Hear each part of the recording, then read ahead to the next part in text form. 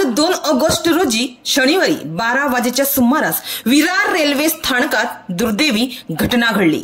समोर आलेल्या माहितीनुसार एका व्यक्तीचा ट्रेन खाली येऊन चिरडून मृत्यू झालाय, ज्यामुळे ट्रेन मधल्या प्रवाशांमध्ये एकच खळबळ उडाली। माहितीनुसार हा अपघात विरार रेल्वे स्थानकावरील रुळावर झाला आणि ही ट्रेन जयपूर बांद्रा असल्याची माहिती आहे।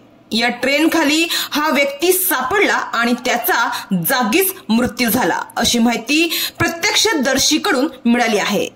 मात्र तो व्यक्ती स्वतः या ट्रेन खाली आला की त्याचा अचानकच तोल जाऊन अपघात झाला, याबाबत अद्यापही स्पष्ट माहिती हाती लागलेली नाहीये। जयपूर बांद्रा एक्सप्रेस या मुंबईकडे जाणाऱ्या ट्रेन खाली येऊन या व्यक्तीचा मृत्यू झालाय। तसेच या मृत व्यक्तीची अद्यापही ओळख पटलेली नाहीये। याबाबत आता तपास सुरू करण्यात आला आहे। मात्र अनेकांनी यावेळी संताप देखील व्यक्त केला।